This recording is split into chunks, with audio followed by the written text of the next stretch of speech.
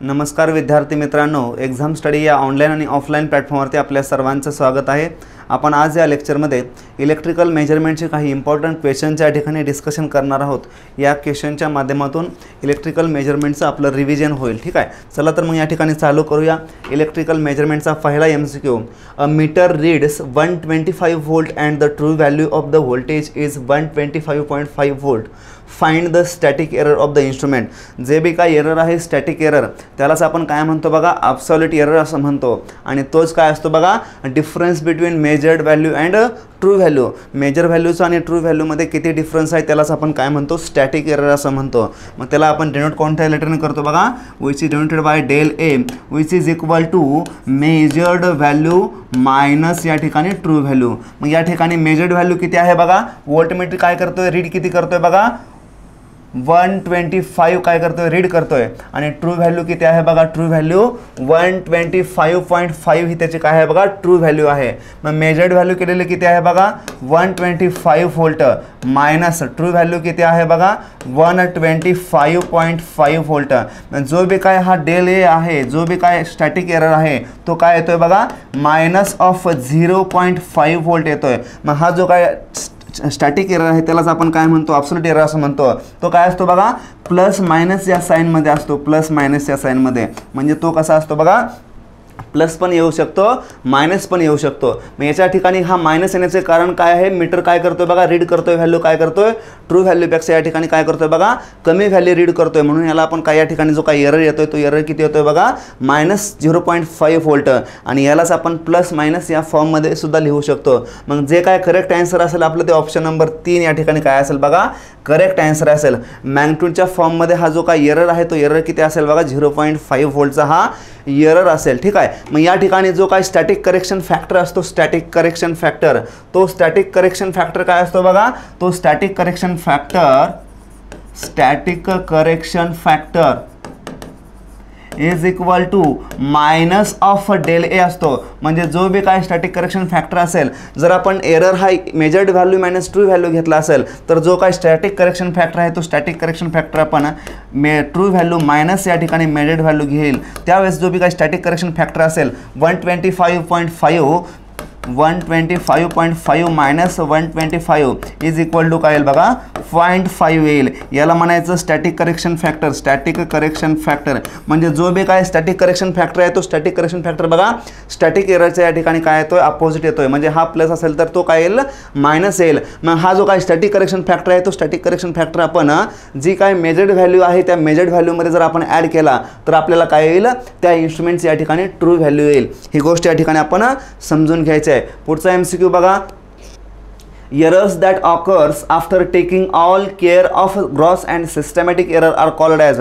म्हणजे या ठिकाणी MCQ काय म्हणतोय बघा, after taking care of all gross error, म्हणजे ग्रॉस एररची पण आपण काळजी घेतली आणि सिस्टमॅटिक एररची पण आपण काळजी घेतली। म्हणजे हे एरर होऊ नये म्हणून आपण काय केलं बघा, प्रिकॉशन घेतलं। पण हे प्रिकॉशन घेऊन पण जे काय एरर होणार आहेत त्या एररला आपण कोणती एरर म्हणतो बघा। या ठिकाणी एररचे आपण जनरली 3 टाईप पाहतो। ते 3 टाईप कुठले असतात बघा, ग्रॉस एरर, सिस्टमॅटिक एरर आणि रँडम एरर। हे आपल्याला काय करतात, एररचे 3 टाईप पाहतात, 3 टाईप भेटतात। मग हा जो काय ग्रॉस एरर आहे, हा ग्रॉस एरर कशामुळे होतो, हा ह्युमन मिस्टेकमुळे होतो, ह्युमन मिस्टेकमुळे। जो काय सिस्टमॅटिक एरर आहे, सिस्टमॅटिक एररचे फर्दर 3 टाईप पडतात। त्याला आपण इन्स्ट्रुमेंटल एरर असं म्हणतो, एन्व्हायरमेंटल एरर असं म्हणतो। आणि जो काय तिसरा पार्ट आहे तो तिसरा एरर आहे त्याला आपण ऑब्झर्वेशनल एरर असं म्हणतो। जो काय रँडम एरर असतो तो रँडम एरर काय असतो बघा, सडन असतो, सडन येतो आणि सडनली जातो, त्याचं रिझन आपल्याला माहिती नसतं। म्हणजे तो कसा येतो बघा, अनडिफाइंड सोर्सेस पासून, अनआयडेंटिफाईड सोर्सेस पासून तो येतो, त्याचं रिझन आपल्याला माहिती नसतं। ठीक आहे, त्याला म्हणायचं रँडम एरर। मग या ठिकाणी काय सांगितलंय, ग्रॉस एरर आणि सिस्टमॅटिक एरर बद्दल आपण काळजी घेतली।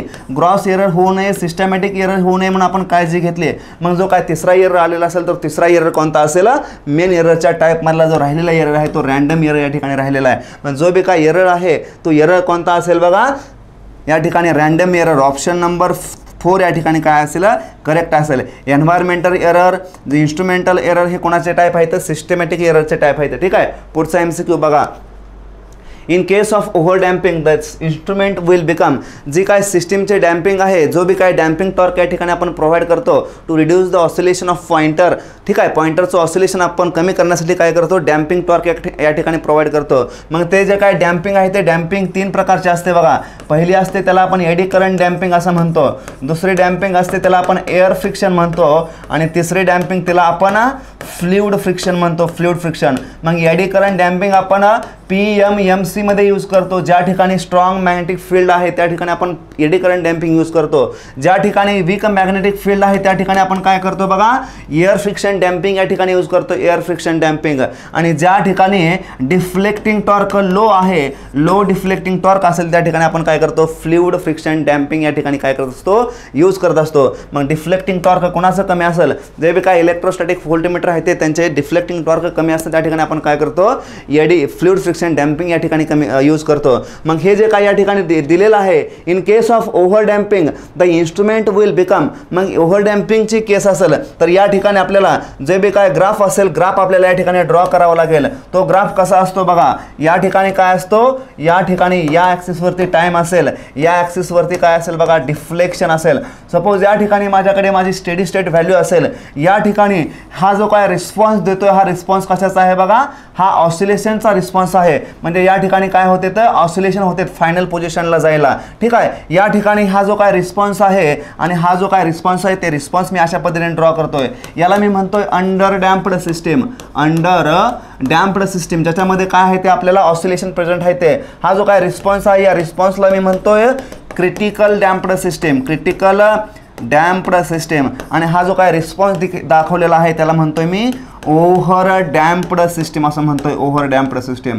सपोज या ठिकाणी माझ्या सिस्टीमची फायनल स्टेडी स्टेट व्हॅल्यू असेल, सपोज या ठिकाणी ही त्याची 1 ही त्याची काय असेल, फायनल स्टेडी स्टेट व्हॅल्यू असेल, तर मी जे या ठिकाणी जी स्टेडी स्टेट या ठिकाणी व्हॅल्यूला रीच करायला जो टाइम लागतोय तो जर क्रिटिकल डॅम्प सिस्टीम असेल तर क्रिटिकल डॅम्प सिस्टीम बघा या ठिकाणी हा जो ग्राफ आहे क्रिटिकल डॅम्प सिस्टीमचा, हा ग्राफ काय करतो बघा, त्याची फायनल व्हॅल्यू काय करतो, लगेच घेतोय विदाउट एनी ऑसिलेशन. त्याचबरोबर हा जो काय अंडर डॅम्प्ड सिस्टीमचा ग्राफ आहे बघा, अशा पद्धतीचं काय करतोय, ऑसिलेशन घेतोय आणि या ठिकाणी येऊन काय होतोय बघा, तो स्टेबल होतोय. म्हणजे तो काय करतोय, एवढा टाइम घेतोय स्टेबल होण्यासाठी. हा जो काय टाइम आहे तो काय करतोय, एवढा टाइम होतोय अंडर डॅम्प्ड सिस्टीम स्टेबल होण्यासाठी.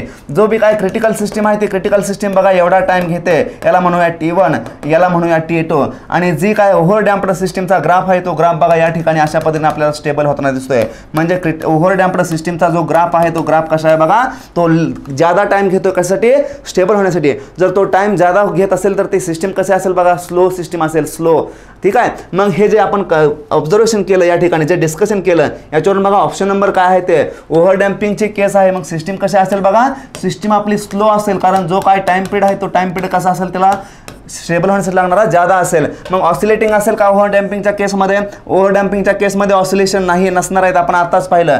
डेड असेल का, डेड नसेल. ज्यावेळेस क्रिटिकल डॅम्प्ड सिस्टीम काय होते, क्रिटिकल डॅम्प्ड सिस्टीमला आपण डेड बीट सिस्टीम असं म्हणतो, ती क्विकेस्ट टाइममध्ये काय होते, रीच होते फायनल पोझिशनला. म्हणून फास्ट अँड सेन्सिटिव्ह, फास्ट आहे का, फास्ट पण नाही आहे. Slow and lethargic, option number 4 बघा याचं करेक्ट आन्सर आहे स्लो अँड लेथर्जिक. का, कारण सिस्टीम कशी आहे, स्लो आहे over damped system.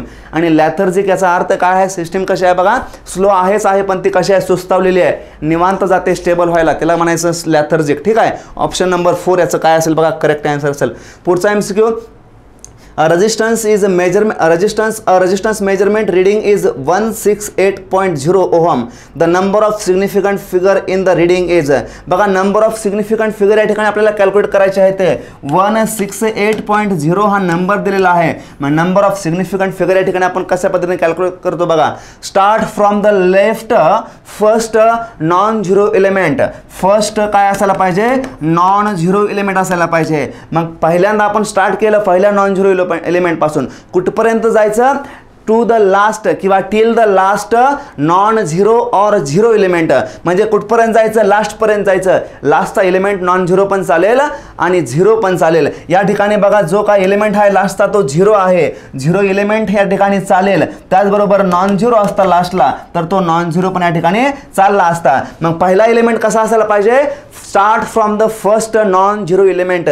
For example जे काय नॉन झिरो एलिमेंट म्हणतोय या ठिकाणी 168 8.0 या पद्धतीने असतं. तर आपण स्टार्टिंग कुठे केलं असतं काउंटिंग ऑफ नंबरचं, तर आपण स्टार्टिंग या ठिकाणी फर्स्ट नॉन झिरो डिजिट म्हणा किंवा फर्स्ट नॉन झिरो नंबर म्हणतोय. म्हणजे फर्स्ट नॉन झिरो नंबर कुठं आहे बघा, इथं आहे. हा कसा आहे, झिरो नंबर आहे, याची व्हॅल्यू झिरो आहे, तो झिरो नंबर आहे. म्हणजे या ठिकाणी आपण याच्यापासून या ठिकाणी काउंट करायला चालू केलं असतं. ठीक आहे. मग या ठिकाणी हा पहिला काउंट झाला, हा पहिला डिजिट झालं. म्हणजे 1 हे डिजिट या ठिकाणी काय झालं बघा, पहिलं झालं. त्यानंतर दुसरं डिजिट 6, तिसरं डिजिट 8 आणि चौथं डिजिट किती आहे बघा, 0 आहे. म्हणजे नंबर ऑफ डिजिट किती भेटतात बघा, 1 2 3 4. ठीक आहे. म्हणजे आपल्याला किती भेटतं डिजिट, 4 या ठिकाणी डिजिट भेटतात. मग या ठिकाणी number of significant figure of the reading 1 2 3 4. आपलं करेक्ट आन्सर काय, option number 3. Number of significant figure किती आहे ते, 4 आहे ते. ठीक आहे, 4. ठीक आहे. ही गोष्ट या ठिकाणी आपण लक्षात ठेवायची आहे. पहिल्यांदा आपण स्टार्टिंग कुठून करायची आहे, फर्स्ट नॉन झिरो डिजिट पासून. पहिलं डिजिट हे कसं असायला पाहिजे,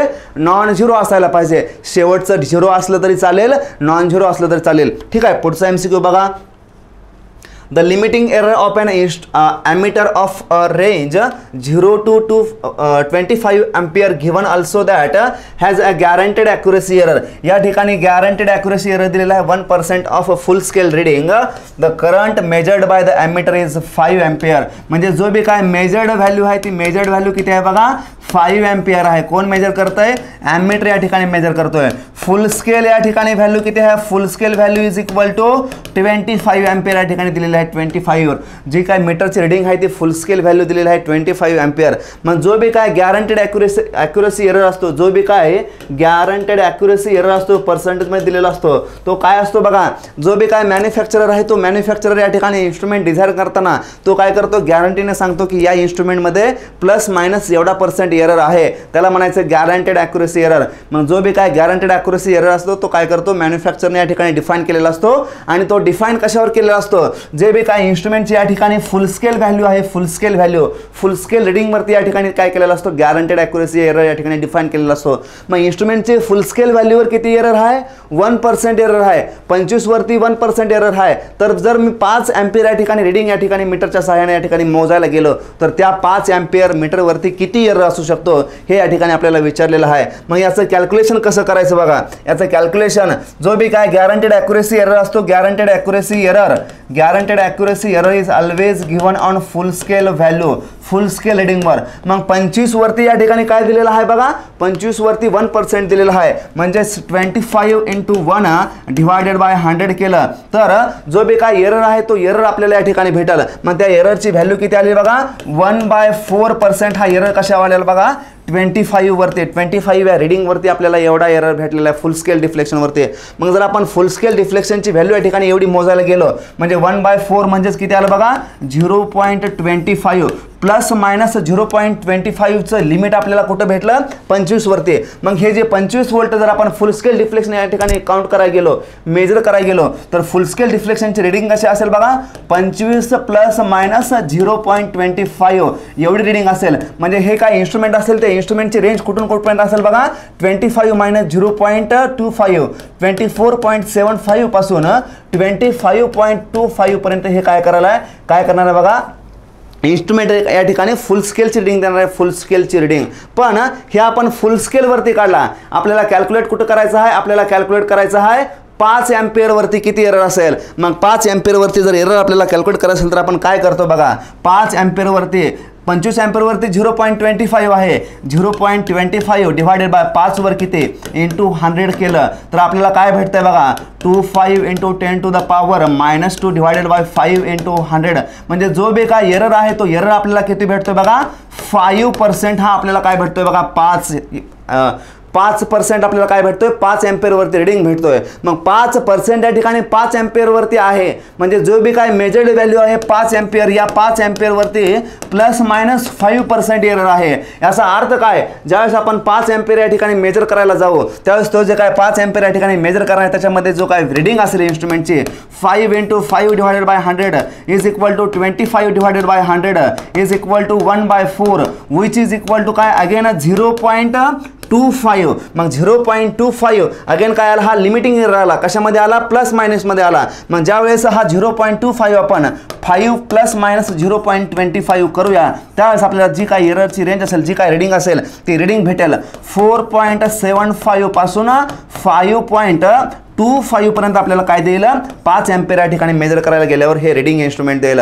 म्हणजे या ठिकाणी बघा जो बी काय रीडिंग लिमिटिंग एरर होता, जो बी काय लिमिटिंग एरर प्लस मायनसमध्ये आलेला होता 0.25, ज्यावेळेस आपण 5 एम्पियर या ठिकाणी मेजर करायला गेलो आणि ज्यावेळेस 25 एम्पियर आपण फुल स्केल व्हॅल्यू या ठिकाणी रीडिंग करायला गेलो त्यावेळेस पण काय आला 0.25 हाच लिमिटिंग एरर आला. म्हणजे लिमिटिंग एरर या ठिकाणी काय होतोय बघा कॉन्स्टंट राहतोय, पण पर्सेंटेज लिमिटिंग एरर या ठिकाणी काय होतोय बघा वाढतोय. म्हणजे फुल स्केल व्हॅल्यूला आपण रीडिंग केली होती, फुल स्केल व्हॅल्यूच्या रीडिंगला जो बी काय गॅरंटेड ॲक्युरेसी एरर होता तो 1% दिला होता, पण ज्यावेळेस आपण 5 एम्पियर ज्यावेळेस आपण कमी रीडिंग या ठिकाणी मेजर करायला जाऊ त्यावेळेस जो बी काय एरर आहे तो एरर काय होतोय बघा वाढतोय. म्हणजे जसं आपण फुल स्केल पासून मेजर्ड व्हॅल्यू कमी कमी करत जाईल, आपण लो रीडिंग करे येत जाईल, तसं काय होतोय लिमिटिंग एरर या ठिकाणी वाढताना दिसतोय. हे कन्क्लुजन हे स्टेटमेंट या ठिकाणी लक्षात ठेवायचं. मग या ठिकाणी जे काय कॅल्क्युलेशन आपण केलं त्या कॅल्क्युलेशननुसार जो बी काय ऑप्शन असेल तो ऑप्शन नंबर 4 या ठिकाणी काय असेल बघा करेक्ट आन्सर असेल. ठीक आहे. पुढचा MCQ बघा.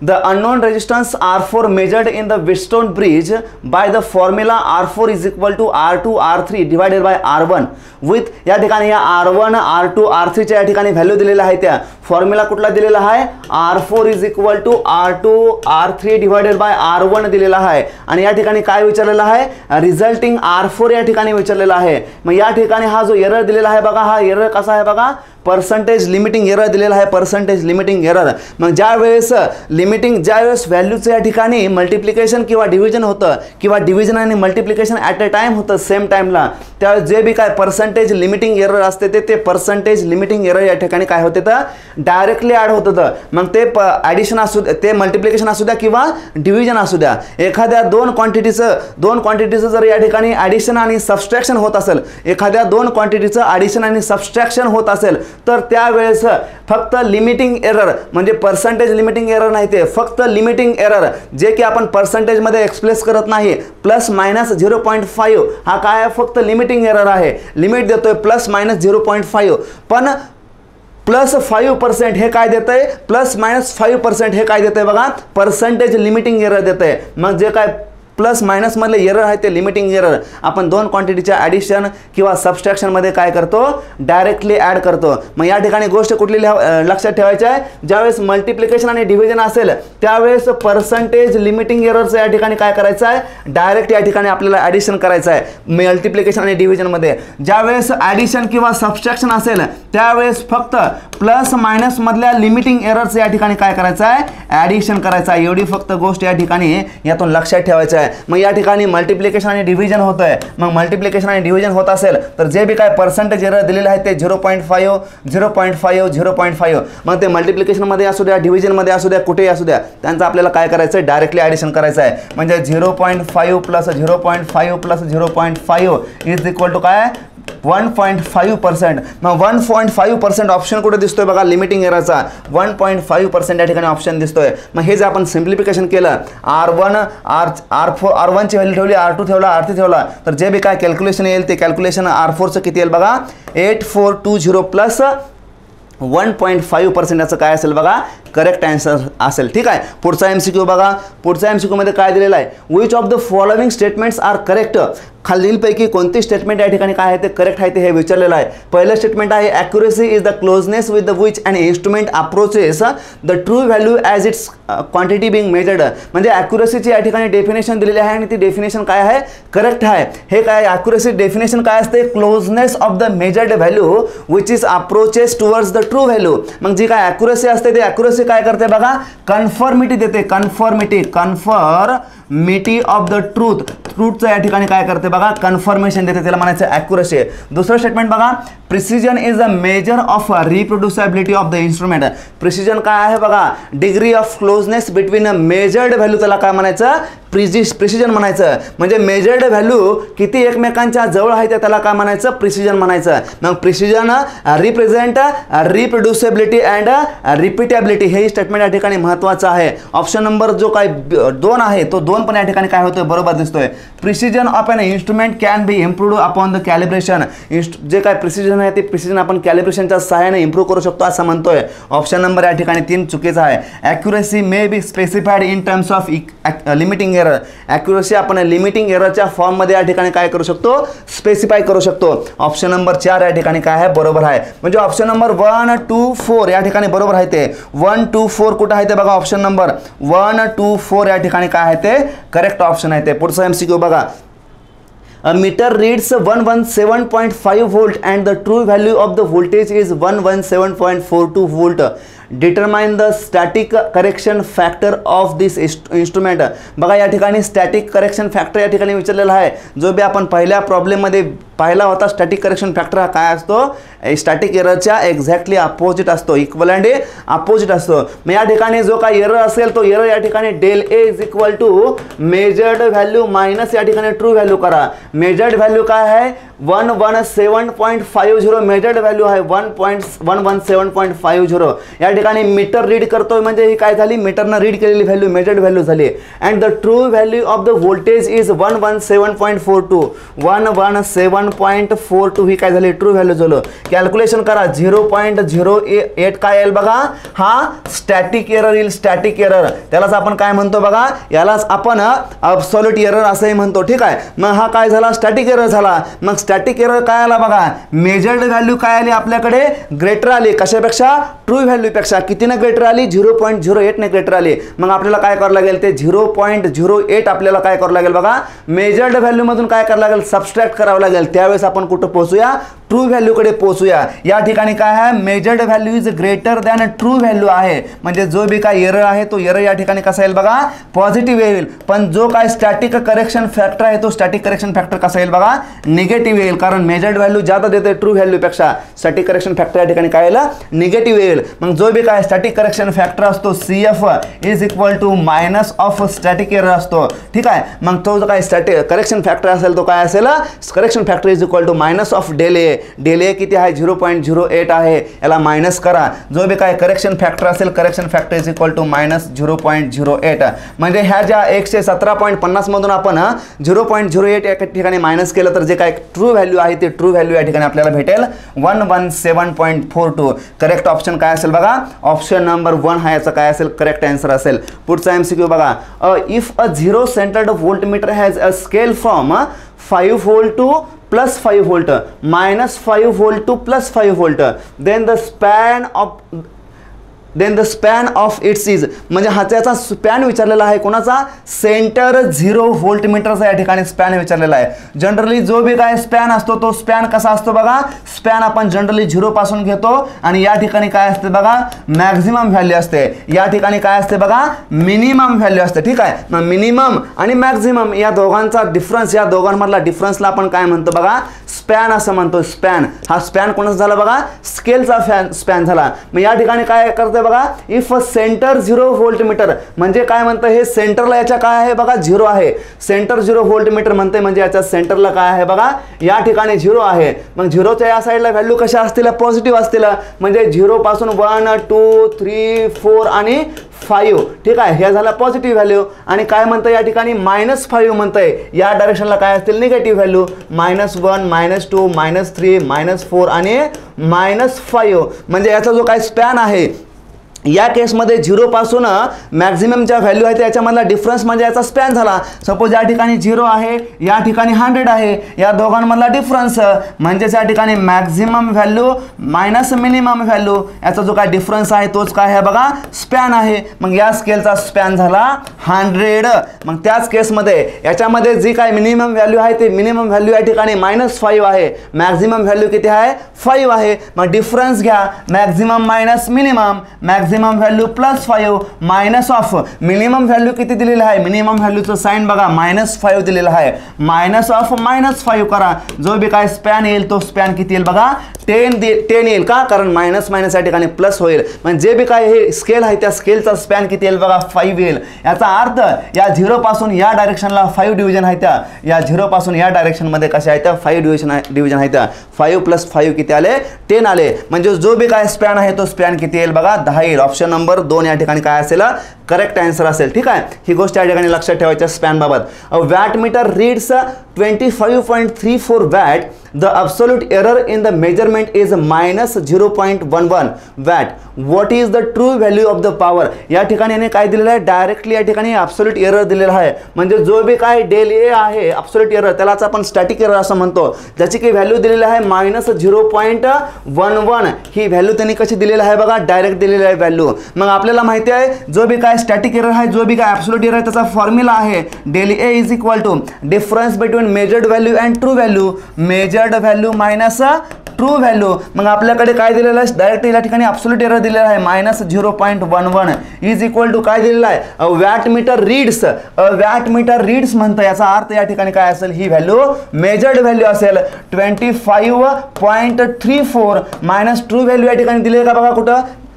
What is the true value, आपल्याला ट्रू व्हॅल्यूच्या या ठिकाणी कॅल्क्युलेशन करायचं आहे, मायनस ट्रू व्हॅल्यू करा. मग जर याचं सिम्प्लिफिकेशन केलं तर जो बी काय ट्रू व्हॅल्यू आहे ते ट्रू व्हॅल्यू काय येईल बघा, 25.34 प्लस या ठिकाणी काय होईल 0.11 होईल. जे बी काय ट्रू व्हॅल्यू असेल ते ट्रू व्हॅल्यू 25.45 वॅट. म्हणजे या ठिकाणी ट्रू व्हॅल्यू कशी आहे बघा, ज्यादा दिसते आपल्याला मेजर्ड व्हॅल्यूपेक्षा. म्हणजेच जी बी काय मेजर्ड व्हॅल्यू आहे ती मेजर्ड व्हॅल्यू जर ट्रू व्हॅल्यूपेक्षा कमी असेल तर एरर कसा असतो, निगेटिव्ह असतो. या ठिकाणी निगेटिव्ह एरर आपल्याला दिसतोय कारण मेजर्ड व्हॅल्यू काय आहे, कमी आहे ट्रू व्हॅल्यूपेक्षा. म्हणजे जे काय ट्रू व्हॅल्यू आहे ते ट्रू व्हॅल्यू 25.45 ऑप्शन नंबर 4 या ठिकाणी काय असेल, करेक्ट आन्सर असेल. पुढचा MCQ बघा. The instrument that determines the electrical quantity to be measured directly in terms of the deflection. Directly in terms of the deflection म्हणजे या ठिकाणी काय देतं, हे डायरेक्टली रीडिंग देतं, डायरेक्ट रीडिंग. मग जे बी इन्स्ट्रुमेंट या ठिकाणी डायरेक्ट रीडिंग देतात त्या इन्स्ट्रुमेंटला आपण काय म्हणतो बघा, सेकंडरी इन्स्ट्रुमेंट असं म्हणतो, सेकंडरी इन्स्ट्रुमेंट. मग सेकंडरी इन्स्ट्रुमेंट डायरेक्ट रीडिंग देते ती पण कशाच्या सहाय्याने देते, ते पॉइंटर आणि स्केलच्या सहाय्याने काय करते ते बघा, डायरेक्ट रीडिंग देते ते. म्हणजे त्या इन्स्ट्रुमेंटमध्ये स्केल असतंय, पॉइंटर असतंय, अशा इन्स्ट्रुमेंटला आपण काय म्हणतो, सेकंडरी इन्स्ट्रुमेंट असं म्हणतो, सेकंडरी इन्स्ट्रुमेंट. मग जे इन्स्ट्रुमेंट डायरेक्ट रीडिंग देत नाही ते, जे इन्स्ट्रुमेंट इनडायरेक्टली रीडिंग देतात in terms of the instrumental constant, त्या इन्स्ट्रुमेंटला आपण काय म्हणतो बघा, ॲब्सोल्यूट इन्स्ट्रुमेंट असं म्हणतो. मग इन्स्ट्रुमेंटचं क्लासिफिकेशन असं ॲब्सोल्यूट इन्स्ट्रुमेंट आणि सेकंडरी इन्स्ट्रुमेंट. मग सेकंडरी इन्स्ट्रुमेंटमध्ये आपण पाहतो रेकॉर्डिंग इन्स्ट्रुमेंट, इंटिग्रेटिंग, इंडिकेटिंग. जे बी काय इन्स्ट्रुमेंट आहे ते इन्स्ट्रुमेंटचं आपण काय करतो, सेकंडरी इन्स्ट्रुमेंटचा टाईप पाहतो. जे बी काय करते ते डिफ्लेक्शन देते, कशाच्या सहाय्यानं, पॉइंटरच्या सहाय्यानं. मग डायरेक्ट डिफ्लेक्शन देत असेल, डायरेक्ट रीडिंग देत असेल, त्यांना काय म्हणायचं, सेकंडरी इन्स्ट्रुमेंट म्हणायचं, त्यांना सेकंडरी इन्स्ट्रुमेंट. मग हे रेकॉर्डिंग, इंटिग्रेटिंग काय आहे त्याचे टाईप आहे ते कोणाचे, सेकंडरी इन्स्ट्रुमेंटचं आहे. रेकॉर्डिंग इन्स्ट्रुमेंट म्हणजे काय, जो बी काय XY रेकॉर्ड आहे, XY रेकॉर्डर, जो बी पेन आणि पेपरच्या सहाय्यानं काय करतो, पेपरवरती काय करतो, रेकॉर्डिंग करतो with the help of light weight pen. जे बी काय इंटिग्रेटिंग इन्स्ट्रुमेंट आहे ते काय करते, ते प्रेझेंट व्हॅल्यू काय करते, ते पास्ट व्हॅल्यू बरोबर ऍड करते ते. For example energy meter, watt hour meter, हे काय ते इंटिग्रेटिंग इन्स्ट्रुमेंट आहेत. मग ॲब्सोल्यूट इन्स्ट्रुमेंट कोणते आहेत, ते ॲब्सोल्यूट इन्स्ट्रुमेंट जे बी रीडिंग देते ते in terms of the instrumental constant, त्याला काय म्हणायचं, ॲब्सोल्यूट इन्स्ट्रुमेंट असं म्हणायचं. मग याचं एक्झाम्पल काय आहे, जे बी काय टॅन्जंट गॅल्व्हनोमीटर आहे त्याचं काय आहे, ॲब्सोल्यूट इन्स्ट्रुमेंटचं या ठिकाणी एक्झाम्पल आहे. मग जे बी काय ॲब्सोल्यूट इन्स्ट्रुमेंट आहे ते ॲब्सोल्यूट इन्स्ट्रुमेंट कसे असतात बघा, मोस्ट ॲक्युरेट असते ते, मोस्ट ॲक्युरेट.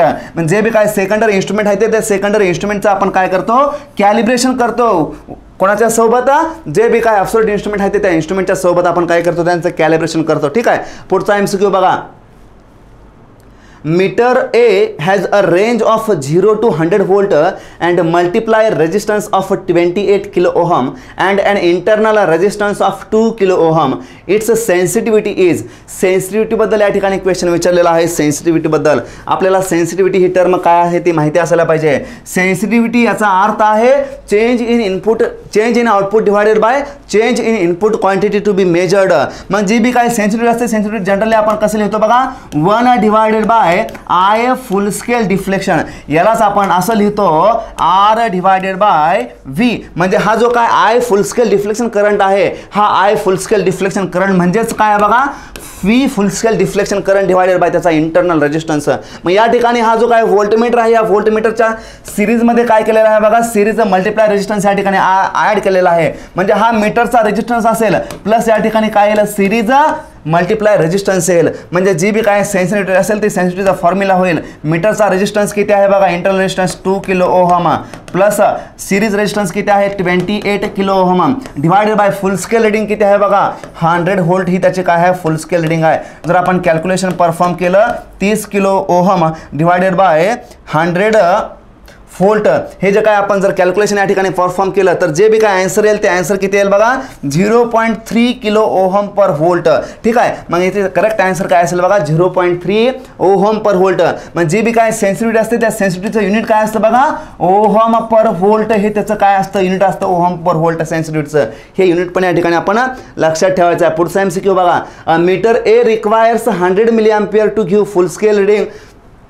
मीटर ए काय करतोय बघा 100 मिली एम्पियर या ठिकाणी रिक्वायर घेतोय. जो मीटर बी आहे तो मीटर बी काय करतोय बघा 50 मिली एम्पियर घेतोय. मीटर सी काय घेतोय बघा मीटर सी 80 मिली एम्पियर या ठिकाणी घेतोय 80 मिली एम्पियर. देन या ठिकाणी आपल्याला काय बघायला विचारलेलं बघा सेन्सिटिव्ह बद्दल विचारलेलं आहे सेन्सिटिव्हिटी बद्दल. मग आपण आताच पाहिलं की जी बी काय सेन्सिटिव्हिटी असते ती सेन्सिटिव्हिटी कशी असते बघा inversely proportional to full scale deflection current असते. फुल स्केल डिफ्लेक्शन करंट मग ज्या इन्स्ट्रुमेंटचा फुल स्केल डिफ्लेक्शन करंट कमी असेल ज्या मीटरचा फुल स्केल डिफ्लेक्शन या ठिकाणी करंट कमी असेल त्या मीटरची या ठिकाणी सेन्सिटिव्हिटी कशी असेल बघा जादा असेल. मग या रिझल्टवरून या स्टेटमेंटवरून कोणाचा फुल स्केल डिफ्लेक्शन सगळ्यात कमी आहे बघा मीटर बीचा या ठिकाणी फुल स्केल डिफ्लेक्शन करंट सगळ्यात कमी आहे. याचा अर्थ काय आहे मीटर बी काय करतोय बघा सगळ्यात जास्त सेन्सिटिव्ह असायला पाहिजे. म्हणजे meter A is more sensitive नाही, ऑल मीटर्स इक्वली नाही, meter B is more sensitive, meter B हा काय आहे सगळ्यात सेन्सिटिव्ह आहे, मीटर सी नाही. कारण मीटर बी चा फुल स्केल डिफ्लेक्शन करंट हा काय आहे कमी आहे सगळ्यात म्हणून तो काय असेल मोर सेन्सिटिव्ह असेल. ठीक आहे.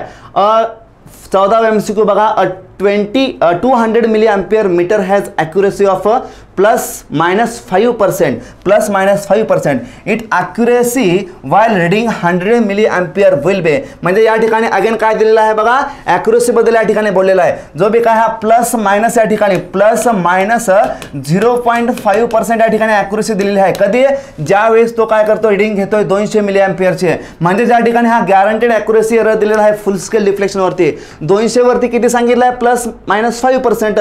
तर 100 वरती किती असेल हे आपल्याला या ठिकाणी कॅल्क्युलेट करायला सांगितलेलं आहे. म्हणजे 200 वरती 0.5 डिवायडेड बाय 100 केलं तर जे बी काय आन्सर येईल ते आन्सर काय येईल +-1 हे काय येईल लिमिटिंग एरर येईल. कशावरती या 200 मिली एम्पियर वरती. मग 200 मिली एम्पियर ज्यावेळेस आपण मेजर करायला जाऊ फुल स्केल करंट त्यावेळेस त्याची रीडिंग काय येईल 200-1 आणि 200+1 म्हणजे 199 पासून 199 पासून 201 पर्यंत काय दिलं रेंज देईल रीडिंगचे. मग आपल्याला जो काय +-1 आहे तो कशावर दिलेला आहे 200 वर दिलेला आहे. आपल्याला कॅल्क्युलेट कोणावर करायचा आहे 100 एम्पियर वरती 100 मिली एम्पियर वरती करायचा आहे. इंटू या ठिकाणी याला 100 करा. जो बी काय लिमिटिंग एरर आहे तो लिमिटिंग एरर कशावरती येईल या 100 मिली एम्पियर वरती येईल. म्हणजे याचं जे काय आन्सर असेल हा 100 ला हा 100 गेला. म्हणजे जो बी काय एरर असेल तो एरर काय असेल बघा +-1% एरर असेल. या ठिकाणी पर्सेंट काय घेतलं कारण त्याला मी 100 न मल्टिप्लाय केलं. म्हणजे या ठिकाणी जे बी काय करेक्ट आन्सर असेल ऑप्शन नंबर 4 या ठिकाणी काय असेल बघा करेक्ट आन्सर असेल. मग जर आपल्याला असं कॅल्क्युलेशन या ठिकाणी करू वाटत नसेल असं आपल्याला सॉल्व्ह करू वाटत नसेल तर यासाठी डायरेक्ट फॉर्म्युला असतो. तो डायरेक्ट फॉर्म्युला कोणता असतो बघा percentage limiting error is equal to full scale deflection current किंवा full scale deflection value into percentage guaranteed accuracy error divided by measured value. हा फॉर्म्युलानुसार आपण डायरेक्ट कॅल्क्युलेशन करू शकतो. फुल स्केल रीडिंग किती दिली होती 200 milli ampere into guaranteed accuracy error किती दिला होता याच्यावरती 5% डिवायडेड बाय मेजर्ड व्हॅल्यू किती होती 100 ही त्याची काय होती बघा मेजर केलेली व्हॅल्यू होती. म्हणजे 102 म्हणजे 2 गुणुले 0.5 which is equal to percentage limiting error किती आला बघा 1% आला. 1% ऑप्शन नंबर 4. असंही आपण काय करू शकतो कॅल्क्युलेशन करू शकतो.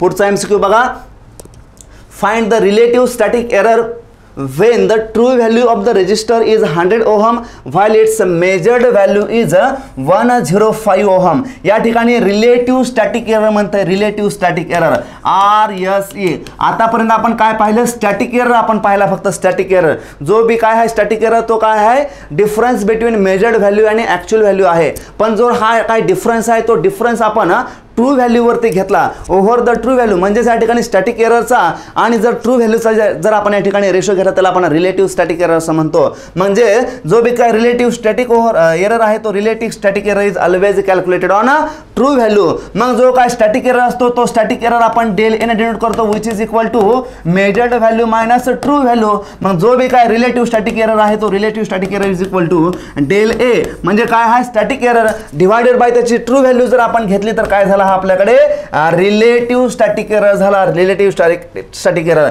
याला जर आपण 100 ने या ठिकाणी मल्टिप्लाय केलं तर हा काय झाला बघा? पर्सेंटेज रिलेटिव्ह स्टॅटिक एरर झाला. मग या ठिकाणी काय दिलेलं आहे बघा? डिले किती दिलेला आहे? मेजर्ड व्हॅल्यू किती आहे? Measured value 105 minus true value किती आहे? 100. म्हणजे जो बी काय एरर आहे तो एरर किती आला बघा? 5 ओहम हा काय आला बघा? स्टॅटिक एरर आला. मग static error 5 divided by true value किती आहे त्याची? ट्रू व्हॅल्यू किती आहे बघा? 100 आहे. म्हणजे या ठिकाणी जो बी काय पर्सेंटेज रिलेटिव्ह स्टॅटिक एरर आहे 5 divided by true value into 100 करा. म्हणजे जो बी काय एरर असेल तो एरर किती असेल बघा? 5% असेल. 5%. म्हणजे ऑप्शन नंबर काय आहे बघा? ऑप्शन नंबर 1 या ठिकाणी काय आपल्याकडे करेक्ट आन्सर आहे या क्वेश्चनचं. म्हणजे या ठिकाणी आपण जे काय बेसिक डिस्कशन केलेलं आहे आतापर्यंतच्या क्वेश्चनचं, या बेसिक डिस्कशनच्या माध्यमातून आपण काय करणार आहोत? मेजरमेंटचं रिव्हिजन करणार आहोत, पूर्ण मेजरमेंटचं. ठीक आहे. या पहिल्या सेशनमध्ये आपण एवढेच MCQ घेऊया. आपण नेक्स्ट सेशनमध्ये राहिलेले MCQ घेऊया. थँक्यू.